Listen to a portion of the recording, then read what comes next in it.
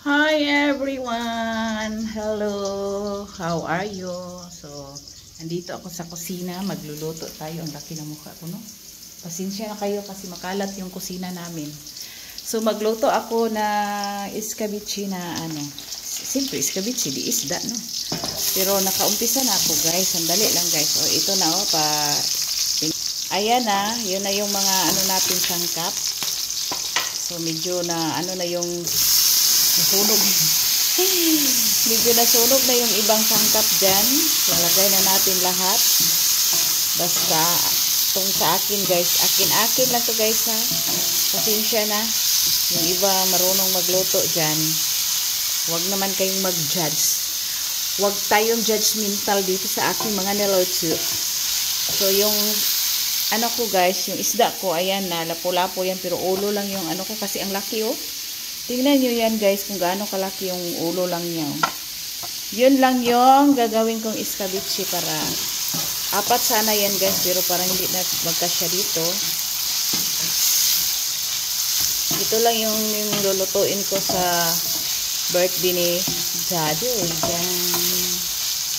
So, ayan, luto-luto tayo, mga madam.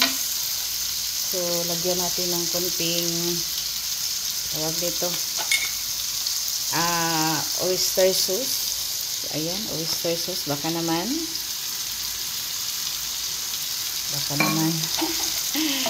Hindi yan sponsor. Para medyo masarap yung ano natin, guys. Yung style kasi ni Daddy, pag mag-ano siya, yung sauce lang yan lulutuin tapos i-ano dito sa isda. Pero ako, ilagay ko yung isda dyan. Para medyo ano naman siya yung bang tawag nito? Lumambot. So, ayan. So, lagyan na natin lagyan ko na ng ketchup. Sana, di ako nakabili ng tomato sauce, pero ito na lang ketchup. Ketchup, maraming ketchup.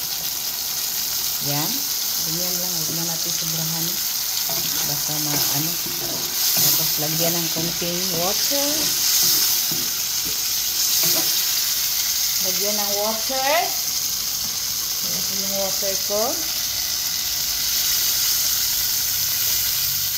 Ayan lang. Ayan.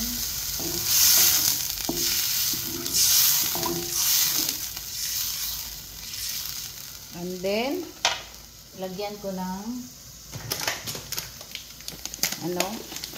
Himalayan salt. So, healthy.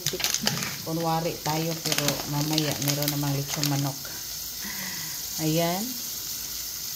Para lang itong guys, kasi para healthy tayo. Huwag na yung soy sauce, guys, kasi meron ng Ayan. Yun lang, guys. Ganito lang kasimple yung nasunog yung ko, guys, oh. Sibuyas ata yan o ako. Okay.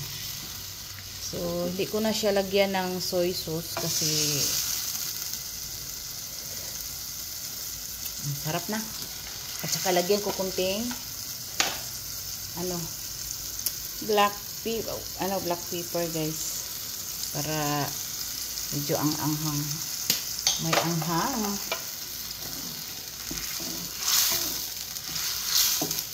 Ayan, pakuluin muna natin yan, guys. After yan kulo, ilagay ko na yung fish lock natin. Fish lock. Yung fish natin. Yung fish natin. Ano ba? Yung isda. Basta, yun na. Wala. Bungal kasi ako, guys. Pasensya na. Yung isda natin, lagay na natin dyan para lumambot konti. Pero lang siya. Ipaano lang natin. Ayan, oh. So, lapu-lapu yan. Tingnan nyo. Lapu-lapu. So, yung ulo muna yung ginawa natin, guys. So, ayan na, kumukulo-kulo na siya. So, ayaw ko naman yung sobrang malambot yung mga ko, no. Yung tomato, yung bell pepper, para hindi natin palambutin masyado. Kasi, naman to. Luto naman tong isda na to.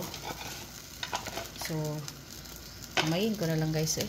Mano man yung kamay ko. Hindi man yan marumi. Ayan na siya guys. Sus, ang sarap guys. Alam ba ninyong ito ang pinaka bonggang luto ko? Kasi ang mamahal ng kilo ng isda ngayon. Mas mahal pa siya sa karne. Pero dahil special day ni Daddy, so nilutuan ko siya ng ganito. Pero imbento ko lang to guys ha. Huwag na ninyo akong i-judge dyan.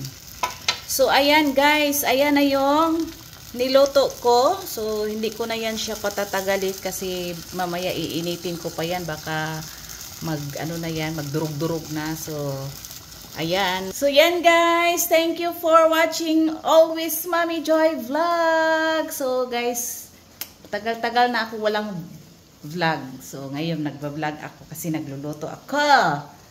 So ayan, at hindi ako tinamad mag-video kasi ako lang dito. Meron naman ako kasama pero wag na ninyo ang i-judge yung mukha ko guys kasi kagigising ko lang.